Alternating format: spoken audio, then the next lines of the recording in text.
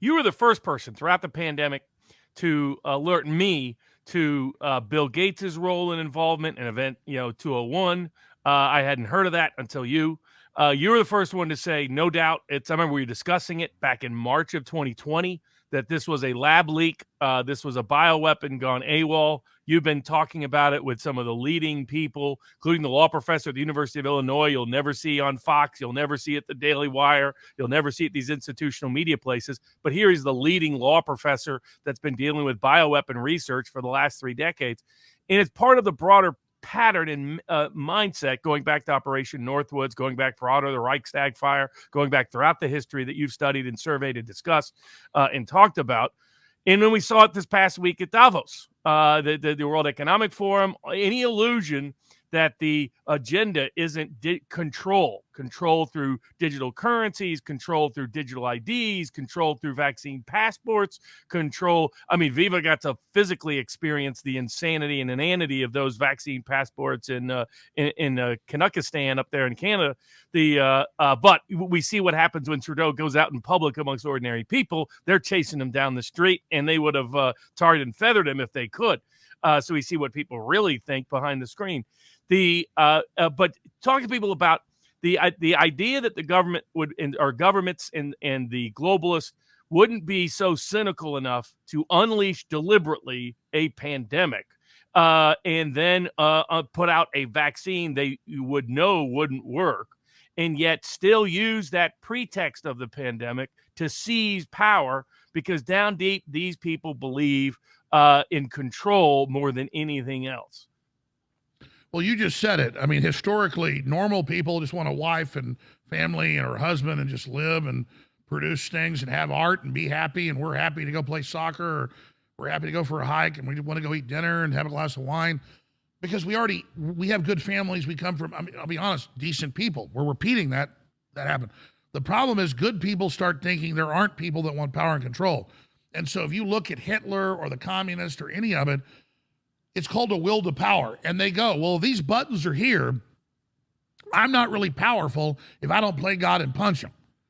And so that's what this is. And the whole deep state, big pharma combine said, we're going to use viruses for control, and we're going to take over the world, and we're going to take over your bodies. And they were so cynical, they could have given us stuff that actually was somewhat positive. It still has side effects. There's no mRNA that doesn't kill at least a percentage of people that take it, but they've got really powerful stuff. But instead, they rolled something out bad up front to get the doctors and lawyers and media to go along with it once they'd done it, because then they've compromised them. And they thought enough people couldn't believe this happened. It's too horrible. We'll get away with it and really set the precedent. Instead, enough people in the medical system, in the legal system, the governmental system, and academia said no.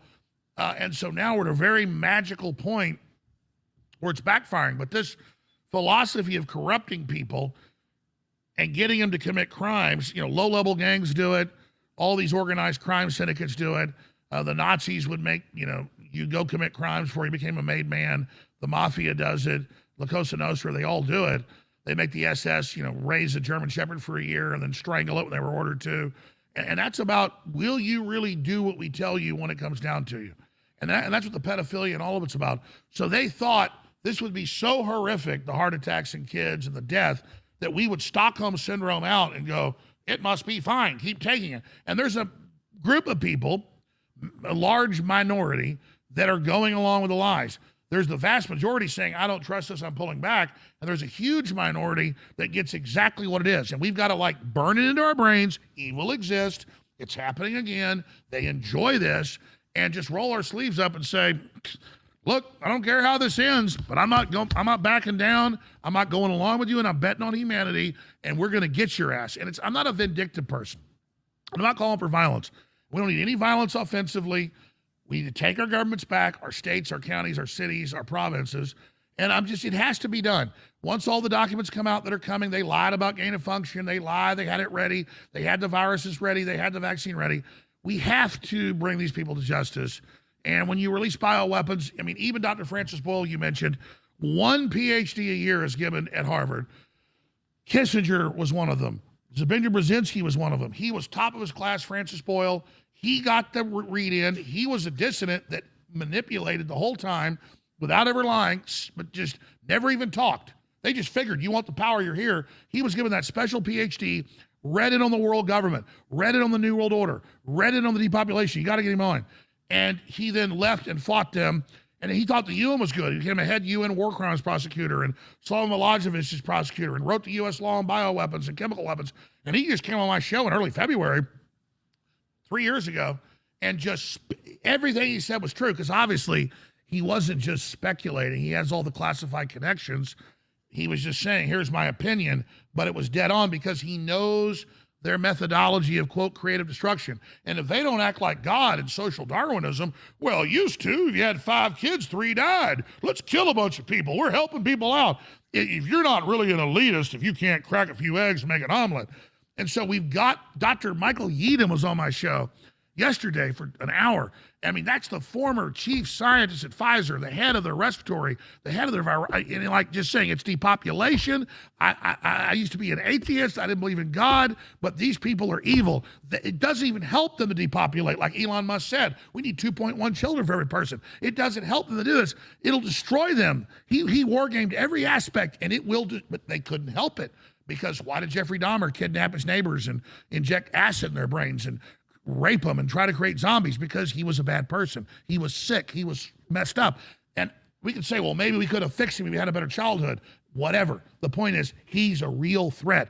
Those people exist. And the low operators kidnap your kid out of the backyard, rape him and kill him. The low operators rape your daughter. The low operators rip you off. The low-level operators kidnap their neighbors and, rape them.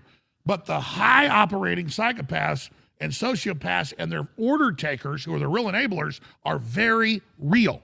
And admitting they're real is the beginning of stopping them. I had just listened to a podcast the other day. It was an interview with a British doctor on psychopathy, sociopathy, and basically explaining the professions in which you see the most psychopathic traits: lawyers, politicians, doctors, just to name a few of the top 5.